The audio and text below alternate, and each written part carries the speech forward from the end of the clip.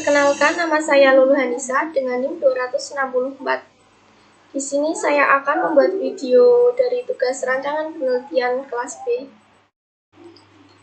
Di sini saya akan menjelaskan tentang penelitian pengaruh dari pemberian spray herbal ekstrak daun bebandotan sebagai pencegah penularan zoonosis pada ternak. Latar belakang penelitian ini yaitu skabies seringkali menyerang ternak, baik itu ternak kelinci, kambing, domba, ataupun sapi. Skabies sendiri dapat menyebabkan ternak merasa tidak nyaman, bahkan kesakitan. Sebenarnya skabies dapat diobati menggunakan bahan kimia, namun bahan kimia tersebut dapat menyebabkan residu, bahkan keracunan apabila terjilat oleh ternak. Tujuan dari penelitian ini yaitu untuk mengetahui pengaruh dari spray herbal ekstrak daun bebandotan sebagai pencegahan penularan zoonosis pada ternak dengan manfaat yaitu dapat mengurangi kerugian akibat skabies pada ternak. Berikut perhitungan datanya. Jadi, kami itu menggunakan unit percobaan kelinci sebanyak 20 ekor yang telah dipastikan terjangkit penyakit skabies. Nah, di sini akan diberikan 4 perlakuan pada 5 kelompok kelinci. Berikut denah percobaannya dapat dilihat. Lalu dengan model linier seperti ini, dengan hipotesis statistik H0 sama dengan 0, yang berarti tidak ada pengaruh perlakuan pemberian obat spray herbal terhadap kesembuhan kelinci, atau H1 tidak sama dengan 0, yaitu minimal ada 1 perlakuan pemberian obat spray herbal pada kesembuhan kelinci.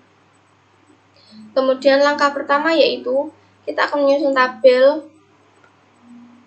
seperti ini. Dengan ini sudah dihitung totalnya dan rataannya. Ini ada totalnya dan ini total rataannya. Kemudian langkah kedua kita menghitung DP. Ada DP total yaitu kelompok dikali percobaan dikurangi 1 yang hasilnya 19. DP perlakuan ini ada perlakuan dikurangi 1 jadi 3. DP kelompok yaitu kelompok dikurangi 1 sama dengan 4.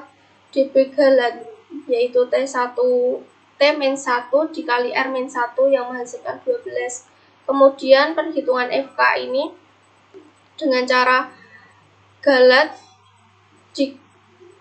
dipangkatkan 2 dibagi N. Nah, ini hasilnya 1435,16. Kemudian CKX yaitu dengan rumus sigma XI kuadrat dikurangi FK dengan hasil 30,29. Kemudian ada CKR, CKT, dan CKG. Nah, ini CKR dihitung dengan cara sigma RJ kuadrat dibagi T, kemudian dikurangi FK, yang hasilnya 0,39. CKT dengan rumus sigma TI kuadrat dibagi R dikurangi FK, yang hasilnya 27,69. Kemudian CKG yaitu dihitung dengan CKX dikurangi CKT dikurangi CKR, hasilnya 2,20. Langkah ketiga yaitu kita akan menghitung KT atau kuadrat tengah. Kuadrat tengah R yaitu dihitung dengan CKR dikurangi R-1, hasilnya 0,09. KTT atau KT perlakuan ini ada dihitung dengan CKT dikurangi T-1, hasilnya 9,23. Kemudian KT galat dihitung dengan rumus CKG dibagi R-1 dikali T-1, hasilnya yaitu 0,18. Kemudian langkah keempat yaitu kita akan menghitung F hitung dengan rumus KT perlakuan dibagi KT galat, yang hasilnya 50,40. Dari F tabel ini dengan F1 sama dengan 3 dan F2 sama dengan 12, ini diperoleh dari DP perlakuan dan DP total. Ini dilihat dari tabel F berdasarkan 5% dan 1% ini. bernilai 3,49 pada taraf 5% dan 5,95 pada taraf 1%. Kemudian langkah kelima yaitu membuat menyusun ANOVA, tabel ANOVA. Dapat dilihat, ini tinggal dimasukkan perhitungan yang telah kita hitung tadi, mulai dari DB, JK, dan KT, baik itu DB perlakuan, kelompok, galat, kemudian totalnya. Dan dimasukkan juga F hitung yang telah dihitung tadi. Kemudian kita bandingkan dengan F tabel yang didapat dari ini tadi. Apabila ini F hitung karena lebih tinggi dari taraf 1%, maka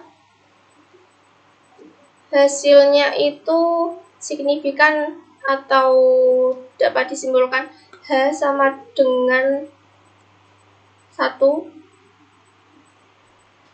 Ya, ini yang diterima hasilnya. Sebentar. Ini H1 tidak sama dengan 0, yang berarti minimal ada satu perlakuan pemberian obat spray herbal pada kesembuhan kelinci. Jadi ini signifikan ya guys. Kemudian langkah ke-6 kita akan menghitung CV dengan rumus akar KT perlakuan dibagi rataan total dikali 100%. Hasilnya itu 1,3. Nah, selesai sudah presentasi yang dapat saya tampilkan. Semoga dapat memenuhi tugas dari kakak asisten. Apabila ada kesalahan, mohon dimaafkan. Terima kasih. Wassalamualaikum warahmatullahi wabarakatuh.